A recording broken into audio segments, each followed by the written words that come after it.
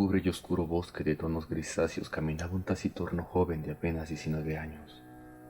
Su nombre no es relevante, su procedencia tampoco lo es, pues podría haberse tratado de cualquiera.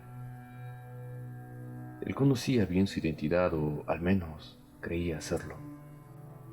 De una cosa más estaba consciente: el lugar al que sus pasos se encaminaban, su hogar.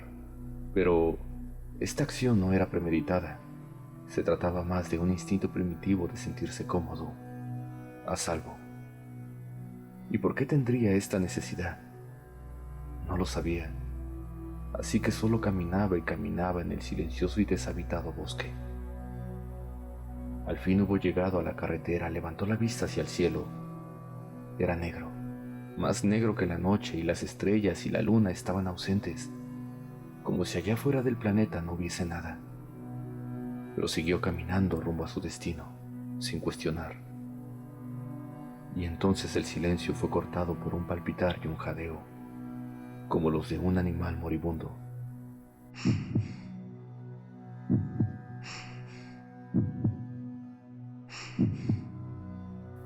Quiso buscar con la mirada la procedencia de los sonidos, pero de inmediato descubrió que estos provenían del ambiente, de todos lados, por lo que buscar al causante habría sido inútil. Pero ¿habría sido innecesario hacerlo? Comenzó a experimentar angustia. No obstante, no sabía definir la sensación. Era como si el concepto le hubiese sido borrado de su mente. No detuvo su andar, y en un momento sintió la necesidad de voltear a ver de dónde había salido. Cuando lo hizo fue extraño para él. Los árboles se veían ahora diferentes. Los detalles eran demasiado simples, como si hubiesen sido dibujados por un niño. Sin embargo, a pesar de la alteración tan radical del paisaje, no podía percatarse del todo de ello, y aunque muy dentro de sí sabía que los árboles eran mucho más complejos, pronto cedió a lo que observaba, y al no negarse a creer en lo que miraba, aceptó su nueva realidad. Y desde ese momento, hasta donde él sabía, los árboles siempre habían sido de esa manera.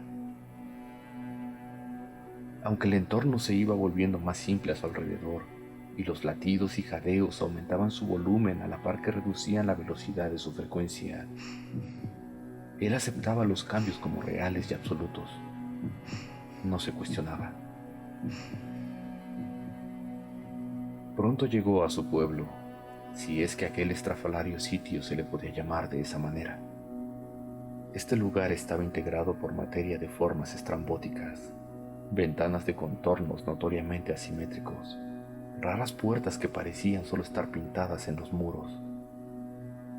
Las personas, en su mayoría, carecían de un rostro. Asimismo se comportaban de forma mecánica y repetitiva. Eran pocas las que poseían una faz y un nombre que hubiese podido pronunciar de haber querido. Un pequeño perro de marcha claudicante era lo que parecía tener más vida en el lugar. Tenía incluso un color marrón, un olor y un nombre que el joven no dudó en exclamar. ¡Vago, amigo! ¿Cómo está el chico más hermoso del mundo?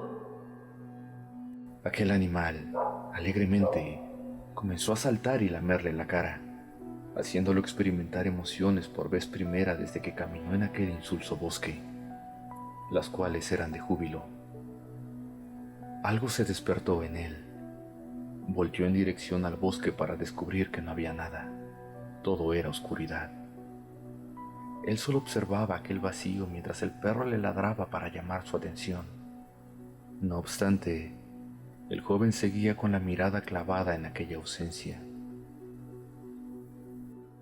Vago, no sé. Tengo la sensación de que ya había algo, pero no sé el qué. Es como si me lo hubiesen borrado, pero algo había ahí. Un paisaje abstracto frente a él se vislumbraba con una presencia intermitente. El joven intentó enfocar su atención a este hasta que pudiera solidificarle, pero no lograba tener éxito. Sin embargo, siguió intentando. No sabría decir si lo habría logrado, empero sé que si hubiese seguido esforzando por hacerlo, si no fuera porque un anciano le interrumpió. No lo hagas. Disculpe. Giró rápidamente a ver al emisor de aquella voz que le resultaba tan familiar y descubrió a un anciano de muy baja estatura, encorvado y apoyado de un bastón. No lo hagas. Esa vereda es muy peligrosa. No lo intentes o podría pasarte algo. Lo tendré en cuenta, don Francisco. Oye, una cosa más. Ya que vas al bosque, ¿podrías traer unas cuantas zarzamoras para este viejo? Claro que sí, será un placer. Gracias, chico. Saluda a tu abuela de mi parte. Denlo por hecho, don Francisco. Expresó con una sonrisa gentil y al momento en que giró para encaminarse al bosque, se frenó ante la oscuridad. Pero no porque ésta le intimidase o algo parecido. Lo que lo hizo frenar fueron las palabras del anciano. ¿Bosque?